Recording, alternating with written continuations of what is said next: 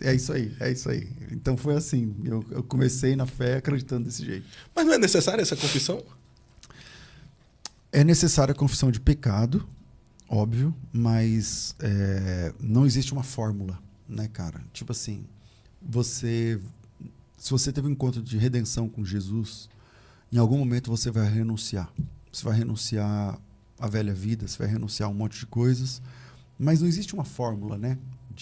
Escreve meu nome no livro da vida. Inclusive, isso dá debate, né? Porque se o livro da vida já está pronto desde a fundação do mundo, como é que é essa questão? Então, mas eu entendo os irmãos, né? Eu entendo a ideia, eu entendo, mas é que na sintonia fina você vai ver que não é bem assim, né? Não é numa igreja, não necessariamente, pode ser inclusive numa igreja.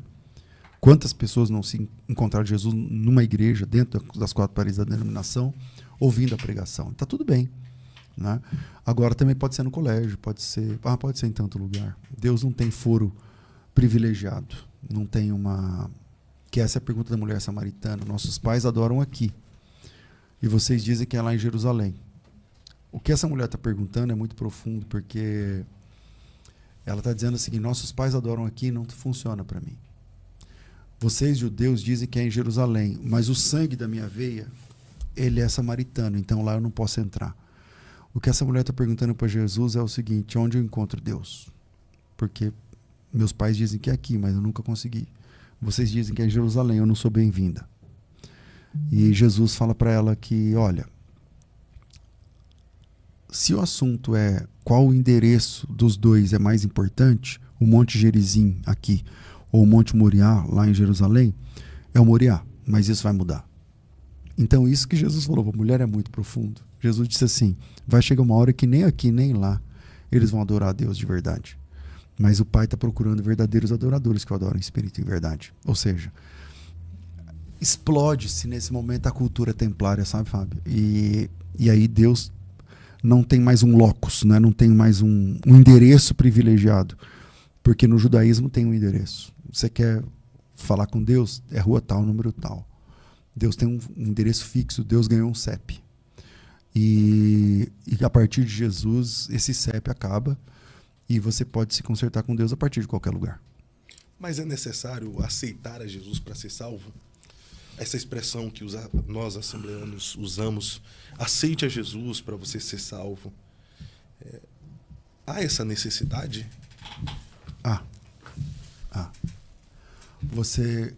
Você precisa agir, como é que eu vou dizer, concordemente a mensagem do Evangelho.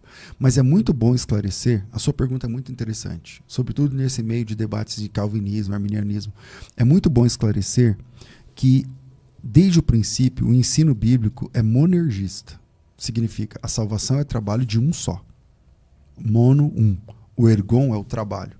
O monergismo é a ideia de que a salvação é o trabalho de um só. No cristianismo, o cristianismo é a única religião onde existe um salvador. Não é, o que salva é uma pessoa, não é um sistema. Não é uma religião, um sistema de crenças, um conjunto de obras que você faz. A salvação é o serviço de um só, que é Jesus Cristo. Ele é o único e suficiente Salvador, e em nenhum outro há salvação, porque debaixo do céu nenhum outro nome é dado entre os homens, pelo qual importa que sejamos salvos. Porém, por outro lado, esse Deus, que é o único Salvador, ele nos convida a participarmos ativamente, sinergicamente, desse processo, não como co-salvador, tipo assim, ele me salva e eu também me salvo, não, mas ele nos convida como aqueles que obedientemente recebem essa graça, concordemente aceita, passivamente, de mãos abaixadas, fala assim: então tá bom, eu quero Jesus, eu recebo Jesus, porque o texto de Coríntios 6, primeira carta de Paulo aos Coríntios 6, fala assim, deixa eu achar aqui o texto, 6:1, 2 aos Coríntios 6. E nós, cooperando também com ele, vos exortamos que não recebais a graça de Deus em vão. Nós cooperando também com eles. Essa palavra no grego é a palavra sinergia. Há hoje uma discussão entre monergistas e sinergistas, né? E a palavra sinergia também aparece aqui no texto, né? Ou seja, a ideia da sinergia proposta pela Bíblia não é de sermos uma fonte de redenção ou salvação, mas a de não recebermos a graça de Deus em vão. E de recebermos, aceitarmos. Não é só, a salvação não é que Deus salva você e você nem quer. Não. Você tem que aceitar essa salvação. E isso não faz de você uma fonte de redenção, como os irmãos monergistas acreditam. Você é um mendigo na beira da estrada. Passa um milionário e te dá um bolo de nota de dinheiro. Você pode aceitar ou não. Você pode estender a mão ou não. Ao estender a mão, isso não torna você doador daquele dinheiro. Você continua sendo um mendigo miserável, desgraçado, maltrapilho e só recebedor. Mas você pode optar por receber ou não. Quando você estende a mão, você não está se tornando doador ou parte da doação. Você continua sendo somente o beneficiado. E é esse estender as mãos que é importante na fé. Receber Jesus como Salvador, como Zaqueu recebe Jesus gostoso, dependendo da versão da Bíblia, ou recebe Jesus com alegria.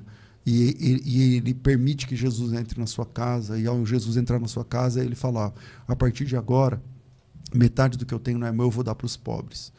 E Jesus olha e fala assim: então hoje entrou salvação nessa casa. Ou seja, a salvação entra quando Jesus quer entrar na minha casa e eu abro as portas da minha casa para recebê-lo.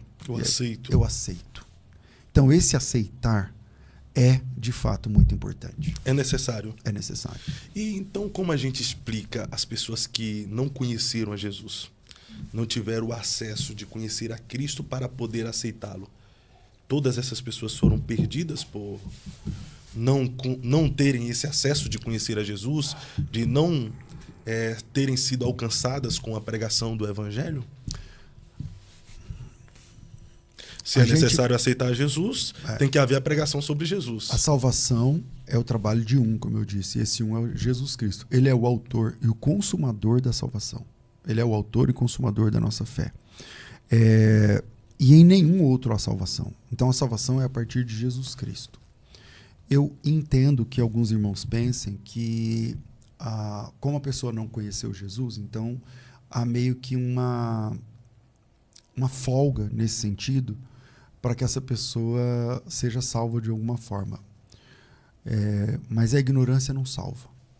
A ignorância não salva. Uma pessoa pode ser sincera o quanto for. E se ela estiver enganada, ela está sinceramente enganada. E ela vai sinceramente para o inferno. Porque a sinceridade não salva e a ignorância não salva. Porque se a ignorância salvasse, Fábio, era mais fácil Jesus ter chamado os 12 e ter dito assim: não conta para ninguém. Porque se ninguém souber, eles serão inocentes.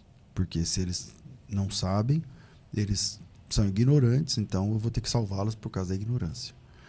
Mas Jesus não disse isso. Jesus disse: sai e conta para todo mundo esse evangelho. Ou seja, isso aí está na conta da igreja, isso é problema nosso. Alguém morreu sem ouvir falar de Jesus, isso é um problema nosso. A igreja tem que assumir essa fatura. Esse boleto é pesado e a igreja tem que assumir. Porque o nosso chamado é para os confins da terra.